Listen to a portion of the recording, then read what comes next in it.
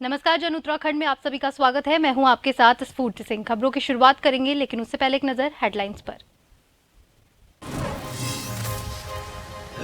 उत्तराखंड में नए साल के आगाज पर पर्यटकों का भारी जमावड़ा। सभी पर्यटक स्थलों पर होटल स्वागत को तैयार। जाम की स्थिति से निपटने के लिए रूट डायवर्जन।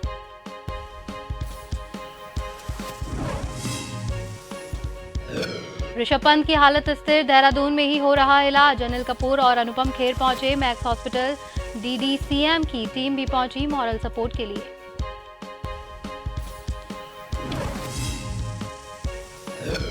प्रदेश में 2 जनवरी तक 24 घंटे होटल, रेस्टोरेंट और ढाबे खोलने के आदेश पर कांग्रेस का तंज। आदेश को कांग्रेस ने बताया तुगलकी फरमान। कहा शराब माफियाओं के दबाव में लिया फैसला। लक्सर में नौकरी के नाम पर ठगी करने वाले गिरोह, 2 आरोपियों को गिरफ्तार किया। तो जेंडर परिवर्तन कर लड़की बन शादी करने का मामला आया सामने। राज खुलने पर किया जा रहा है ब्लैकमेल।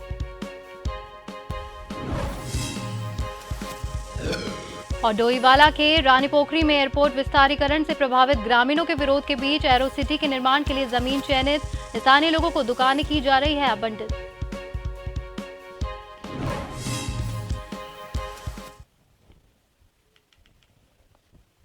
और अब खबरें विस्तार से।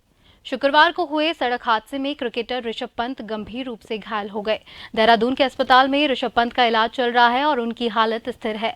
पंत के सिर, पीठ, घुटने और कलाई में चोट लगी है। पीएम नरेंद्र मोदी ने भी कल ऋषभ पंत की मां से फोन पर बात की और ऋषभ की सेहत का हाल जाना। विशेषज्ञों की टीम ऋषभ पंत के उपचार में जुटी है। डॉक्टरों का कहना है कि उनकी हालत अब स्थिर है और खतरे की कोई बात नहीं है। बता दें कि दिल्ली रुड़की हाईवे पर क्रिकेटर ऋषभ पंत की कार के दुर्घटनाग्रस्त होने की सूचना हरियाणा रोडवेज के चालक और परिचालक ने दी, जिस पर उत्तराखंड पुलिस ने तत्काल घटनास्थल पर पहुंचकर घायल ऋषभ पंत को अस्पताल भिजवाया था।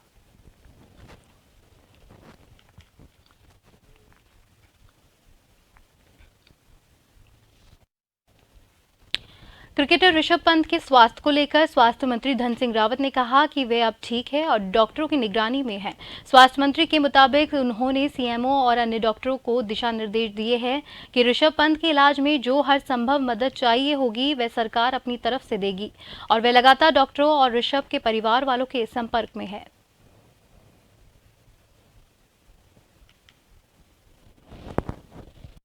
सुबह सीएमओ से भी बात होगी। अभी वो देहरादून के एक निजी हॉस्पिटल में, वहाँ भी मेरी बात हुई और अभी ठीक है और जो भी जरूरत पड़ेगी उनको दवाइयों से लेके, इलाज से लेके वो सरकार की तरफ से दी जाएगी। अगर नर्सिंग का जो वो चल रहा है, अभी स्थिति क्या है उनकी, क्या मैंने कहा कि अभी ठीक है उनकी स्थिति। अभी मेरी थोड़ी देर बात हुई, अभी फिर करने वाला हूँ बात। स्वास्थ्य विभाग की और NHM की हमने यहाँ पे एक रिव्यू बैठक की है और बड़ी बात यह है कि नैनीताल जिले में अब 93% संस्थागत डिलीवरी हो रही है और जब हमारी सरकार बनी थी तो ये 40% का आंकड़ा था।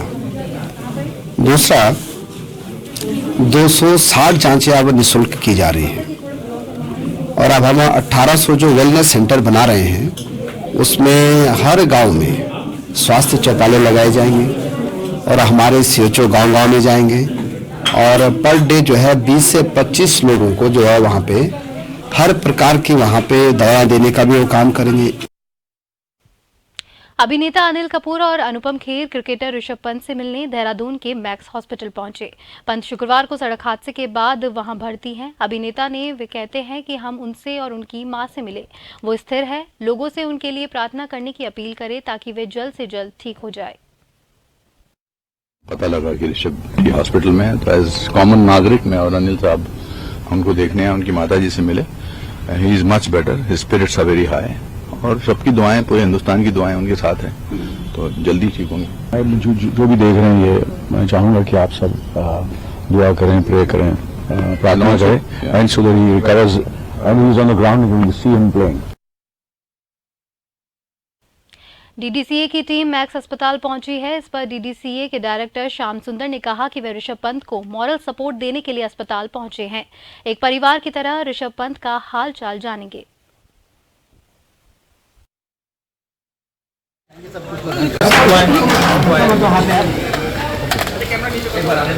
सर कुछ जानकारी सर आप तक आपके पास हम अपनी मोरल सपोर्ट के लिए आए हैं, लाइक ए फैमिली, डीडी से लाइक ए फैमिली। और जो भी आपको मेडिकल इन्फॉर्मेशन मिलेगी वो बीसीसीआई देगी। BCCI keeping I on that. हमारा बच्चा नहीं है, बीसीसीआई। ऋषभ पंत के साथ हुए हादसे के बाद जहां पूरा देश चिंता में डूबा हुआ है, तो वहीं उनके प्रथम गुरु और वीर शौर्य cricket academy sports director Avtar Singh Chaudhary ने भी चिंता व्यक्त की है। साथ ही जल्द ही उनके ठीक होने की कामना भी की है। अवतार सिंह चौधरी से खास बातचीत की हमारे संवाददाता अरशद हुसैन ने। वहीं हमारे साथ ऋषभ पंत के गुरु, जो कि गुरु माने जाते हैं, जिन्होंने उन्हें क्रिकेट के गुण सिखाए हैं और आज एक एकेडमी चला रहे हैं, उनसे हम बात करते हैं कि उस घटना को लेकर उन पर किस तरह का असर पड़ा है। सर, आपसे जानना चाहेंगे अवतार सिंह जी कि किस तरह का असर पड़ा है और किस तरह से आप उससे दुखी हैं। आप खुद समझ सकते हैं, एक गुरु होने के नाते, वो गुरु भी है, बच्चा भी हमारा है। जब मॉर्निंग में 6:15 बजे करीब मेरे को पता लगा कि मैसेज आया कि इस तरीके से गुरुकुल नारसिंह से वहाँ के बच्चे खेलने आते हैं कि ऐसे ऐसे करके सर एक ट्रेजेडी हो गई है, श्योर है नंबर, उन्होंने गाड़ी का नंबर बताया तो श्योर था बिल्कुल। फिर उसी टाइम मैं अपनी गाड़ी लेकर निकला तो हमारे मंगलौर थाने में जो मित्र हैं हमारे, नेगी, दीपक नेगी, उनसे पता लगा कि ऐसे ऐसे करके श्योर है बिल्कुल।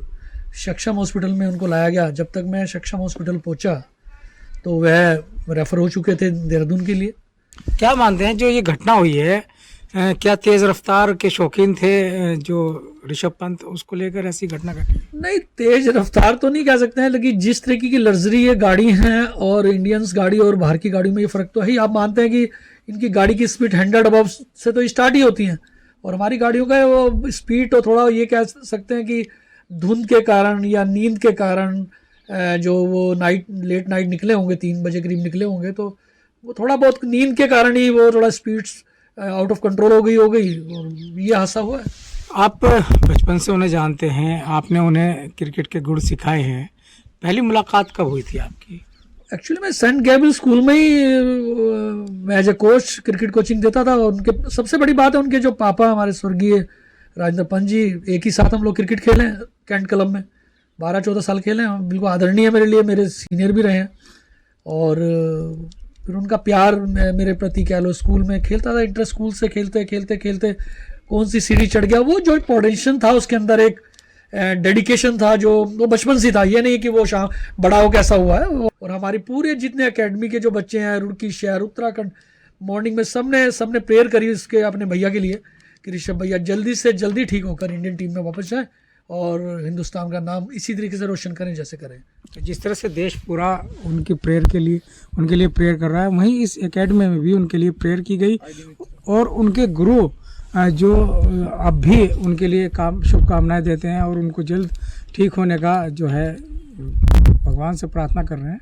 उनका कहना है कि वो भी जल्द स्वस्थ होंगे और बहुत अच्छी नेचर जो है ऋषभ पंत की रही है। अरशद हुसैन, जन टीवी, रुड़की।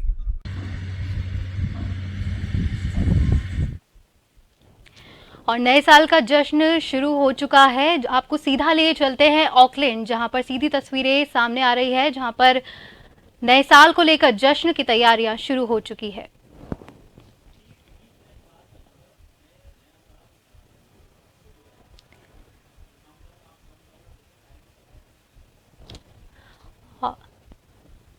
और आपको बता दें, ठीक 20 मिनट बाद यहां पर नए साल की शुरुआत हो जाएगी। आप देख सकते हैं काउंटडाउन भी शुरू हो चुका है। ऑकलैंड से सीधी तस्वीरें आपके सामने।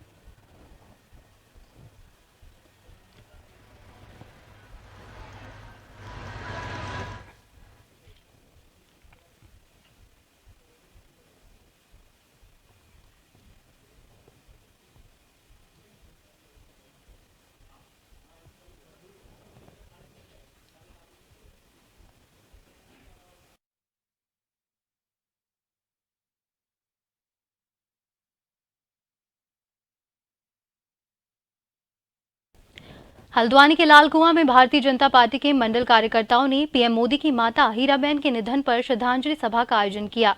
इसमें विधायक डॉक्टर मोहन सिंह बिष्ट ने भी पीएम मोदी की माता हीराबेन के चित्र पर पुष्प अर्पित कर श्रद्धा सुमन अर्पित किए।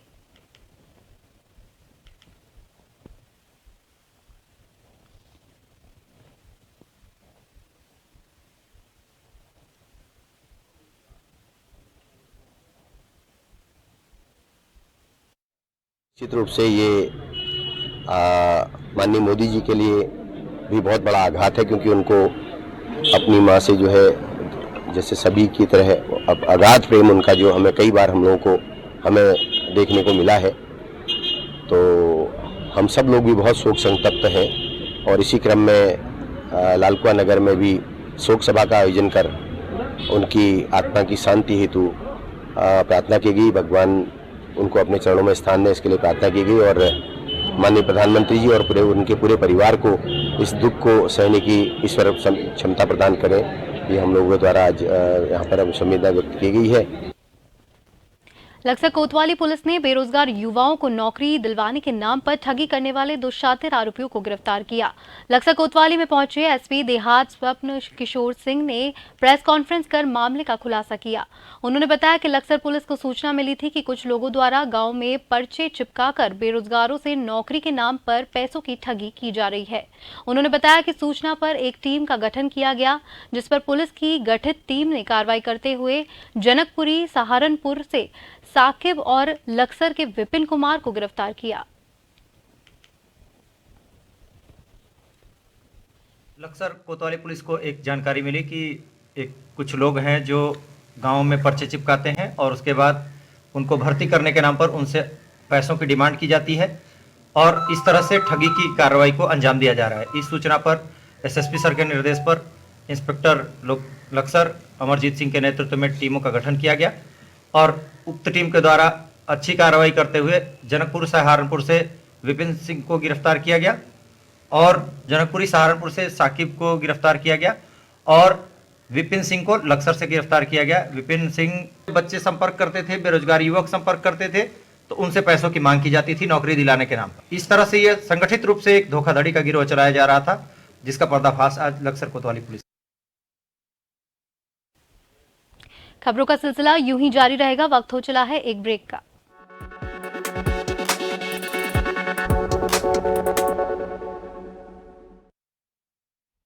ब्रेक के बाद एक बार फिर से आप सभी का स्वागत है।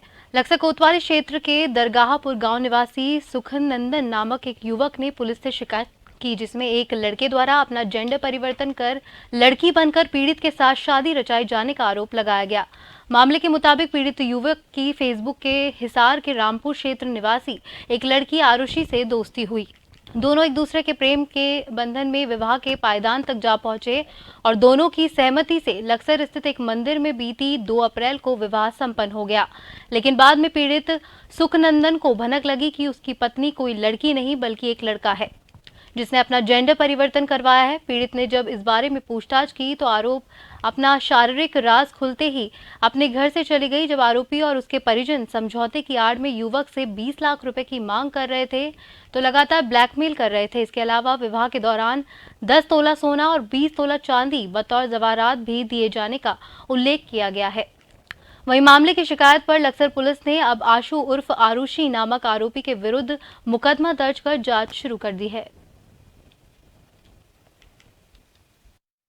2 जो महिला और पुरुष हैं उनका परिचय हुआ फेसबुक के माध्यम से और दोनों ने बाद में शादी कर ली। लक्सर क्षेत्र में निवास हो गए वो। और बाद में जब पता चला, इनके बारे में पता चला, तो ये हुआ कि जो फीमेल है उसके द्वारा सेक्स चेंज करके जो है वो करवाया गया था और उसकी जानकारी नहीं दी गई थी। और साथ ही जो पुरुष है उसके खिलाफ जो है हरियाणा में जो है मुकदमा पंजीकृत करवाया गया था। इस संदर्भ में हमें तहरीर प्राप्त हुई और छानबीन करने पर जो तथ्य हैं उनकी पुष्टि करने के होने के आधार पर हमारे द्वारा मुकदमा कोतवाली लक्सर में पंजीकृत किया गया है और आगे की जो कार्रवाई है उसको जो कानूनी कार्रवाई वो आगे की जाए। उत्तराखंड में 2 जनवरी तक होटल, रेस्टोरेंट और ढाबे 24 घंटे खुलेंगे। अब वहीं सरकार के इस निर्णय पर भी राजनीति शुरू हो गई है। कांग्रेस के प्रदेश प्रवक्ता गरिमा दसौनी ने सरकार के लिए फैसले पर तंज कसते हुए कहा कि प्रदेश में इस वक्त उस दल की सरकार है जो शराब को बंद करने की बात कहती थी और पिछली सरकार में उन्होंने घर घर मोबाइल वैन से शराब के साथ चखना भी बांटने का काम किया। कांग्रेस के कार्यकाल से भाजपा ने शराब की 200 दुकानें अधिक खोली है। साथ साथ इस आदेश को सीएम धामी का तुगलकी फरमान बताया है। वो दल उस दल की सरकार है इस समय प्रदेश में जो शनै शनै शराब बंदी की ओर प्रदेश को ले जाने की बात करती थी, इसको समाप्त करने की बात करती थी। देवभूमि हमारा प्रदेश कहलाता है, इसलिए यहाँ शराब का वितरण नहीं होना चाहिए, इसकी तरफदारी करती थी। उस पार्टी ने अपने पिछले कार्यकाल में घर घर मोबाइल वैन से दारू बंटवाई, उसके साथ चखना भी बंटवाया और अब आप सोचिए कि जो मातृशक्ति हमारी आंदोलनरत हुई, हमसे लगभग 200 दुकानें ज्यादा, कांग्रेस के कार्यकाल से 200 दुकानें शराब की ज्यादा खुलवा दी हैं भाजपा सरकार ने। और जब मुखालफत की मातृशक्ति ने सड़कों पर उतरी तो उनको मुकदमों में जेल ठूस दिया गया। और अब पुष्कर सिंह धामी जी का फरमान आया है, तुगलकी फरमान, कि 2 जनवरी तक 24 घंटे शराब के ठेके खुलेंगे। काश आपने जो भुखमरी और कुपोषण से हमारे वहां मौतें हो रही हैं, काश आपने राशन की नववर्ष 2023 का आगमन होने को है। ऐसे में देवभूमि उत्तराखंड पहाड़ की वादियों में नववर्ष मनाने के लिए पर्यटकों का आगमन जारी है। अन्य राज्यों से नववर्ष का स्वागत की इच्छा से आने वाले लोगों के लिए काशीपुर में रूट डायवर्जन के साथ साथ स्थानीय हुड़दंगियों से निपटने के लिए पुलिस ने कमर कस ली है। काशीपुर से होकर नैनीताल और रामनगर समेत अन्य पर्यटन स्थलों पर जाने वाले एनएच के जरिए वाया दौराहा बाजपुर होते हुए जाने के लिए रूट डायवर्जन किया गया है। इसके तहत एनएच से काशीपुर की तरफ आने वाले सभी मार्गों पर पुलिस के बैरिकेड लगा दिए गए हैं।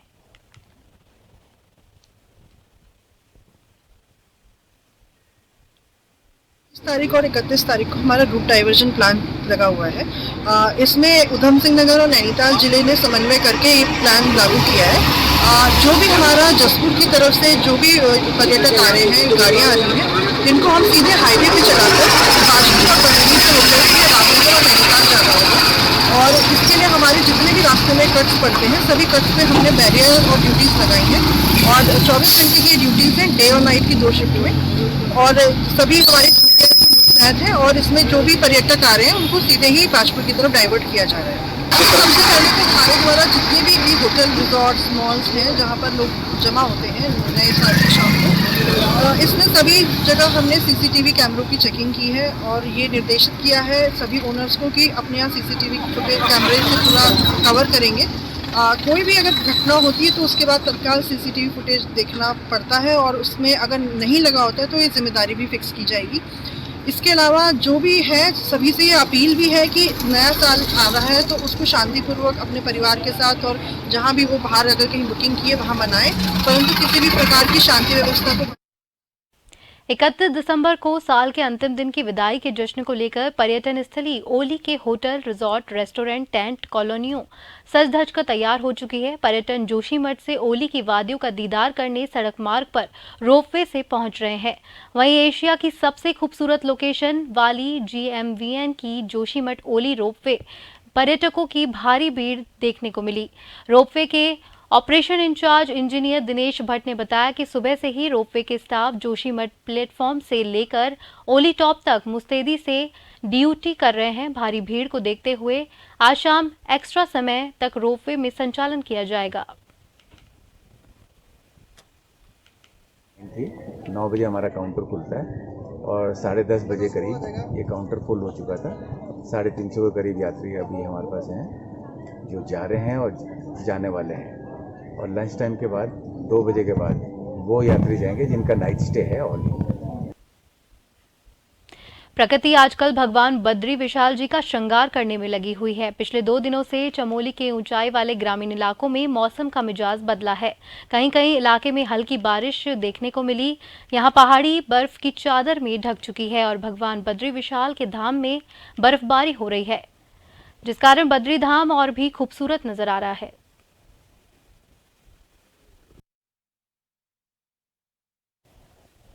डोईवाला के रानी पोखरी न्याय पंचायत में एरो सिटी के निर्माण के लिए राजकीय रेशम फार्म रानी पोखरी की जमीन चयनित हुई है।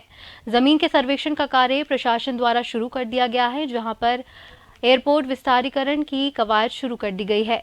तो वहीं उससे प्रभावित होने वाले स्थानीय ग्रामीणों ने एयरपोर्ट विस्तारीकरण का विरोध शुरू कर दिया है, जबकि सरकार द्वारा अब एयरपोर्ट के पास ही रानी पोखरी में एरो सिटी के निर्माण का कार्य शुरू कर दिया गया है।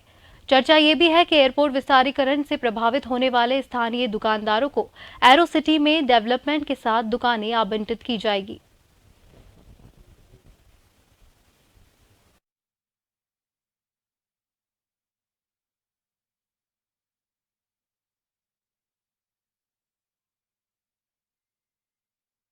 इस तरह से एयरपोर्ट विस्तारीकरण की कवायद शुरू हो चुकी है और एयरपोर्ट विस्तारीकरण के कारण जोली ग्रांट का जो बाजार का क्षेत्र है वो कहीं ना कहीं बड़ा प्रभावित होने जा रहा है। उसी को देखते हुए अब एयरपोर्ट के पास ही रानी पोखरी में जो राजकीय रेशम फार्म की ज़मीन है, जो 11.42 एकड़ लगभग 60-62 बीघा ज़मीन है, इस ज़मीन पर एक एयर सिटी का निर्माण होने जा रहा है। एरो सिटी के लिए अभी यहाँ पर कवायद शुरू हो चुकी है और कई तमाम अधिकारी, चाहे वो राजस्व के अधिकारी हों, अन्य तमाम अधिकारी यहाँ पर उनका आना जाना शुरू हो चुका है। अब एरो सिटी के निर्माण की कवायद यहाँ पर शुरू हो चुकी है। डोईवाला से जन टीवी के लिए आशीष यादव। हल्द्वानी में राज्य स्तरीय मेडिकल कॉलेज का सम्मेलन आयोजित किया गया। तरंग 2022 कार्यक्रम में स्वास्थ्य मंत्री धन सिंह रावत ने शिरकत की। इस दौरान मेडिकल कॉलेज के बच्चों ने कई सांस्कृतिक कार्यक्रम भी प्रस्तुत किए। स्वास्थ्य मंत्री धन सिंह रावत ने मेडिकल कॉलेज के छात्रों को सम्मानित भी किया। स्वास्थ्य मंत्री धन सिंह रावत ने कहा कि इस समय राज्य के 1000 बच्चे MBBS का कोर्स कर रहे हैं और इससे सबसे खुशी की बात यह है कि बच्चे अब हिंदी में भी MBBS की पढ़ाई कर सकेंगे।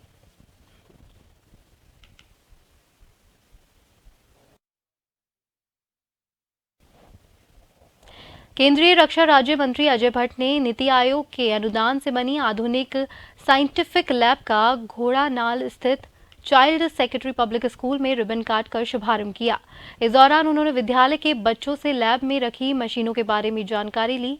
उन्होंने ग्रामीण क्षेत्रों में बने विद्यालय में अत्याधुनिक लैब के उद्घाटन पर कहा कि यह सौभाग्य की बात है कि यहां नीति आयोग के सौजन्य से एक आधुनिक लैब का निर्माण करवाया गया।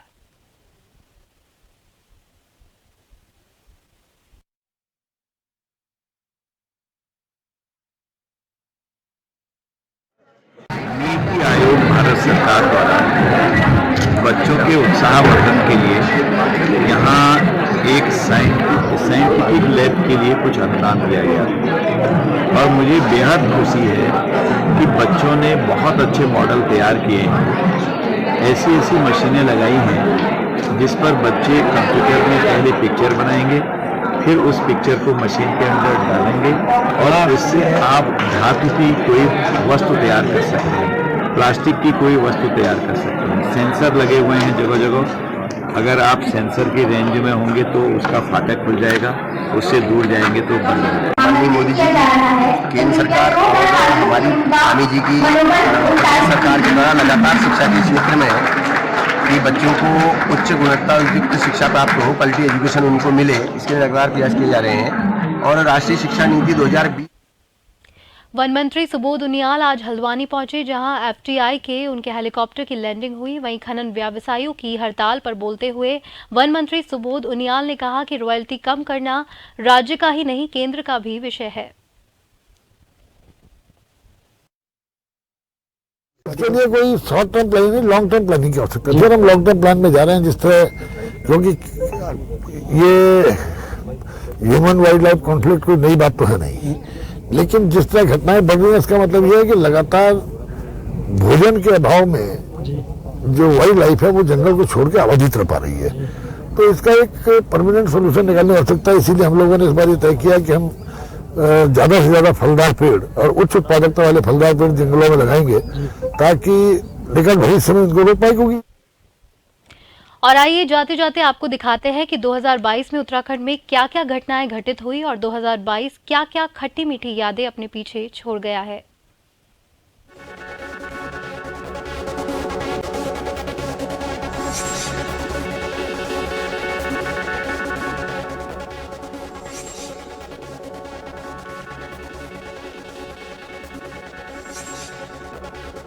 विधानसभा में बैकडोर भर्तियों का मामला चर्चा में रहा। 2016 के बाद की सारी नियुक्तियों को किया गया रद्द। उत्तराखंड में 2022 की घटनाएं आपको बता रहे हैं। यूके एसएससी भर्ती घोटाला मुख्यमंत्री पुष्कर सिंह धामी ने सौंपी एसएफटी को। एसटीएफ ने त्वरित कार्रवाई करते हुए सरगनाओं का किया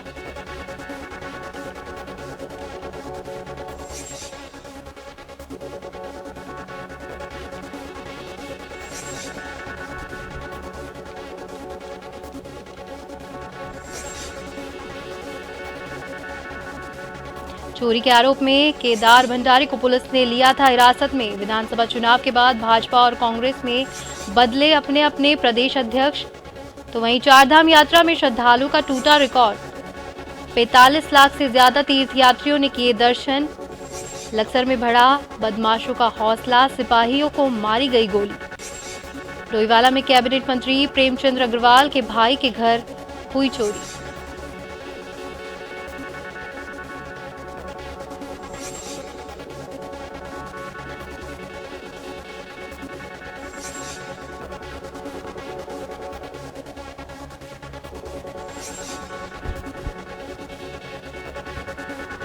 उत्तराखंड में 2022 की घटनाएं। 2022 में उत्तराखंड में क्या क्या घटित हुआ?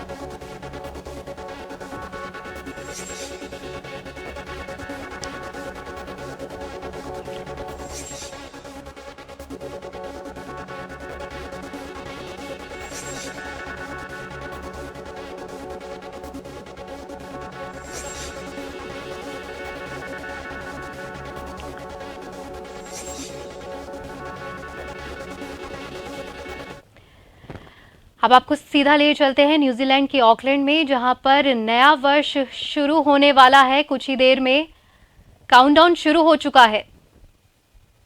आप सीधी तस्वीरें देख रहे हैं कि नए साल के आगाज के लिए लोग कितने उत्साहित नजर आ रहे हैं।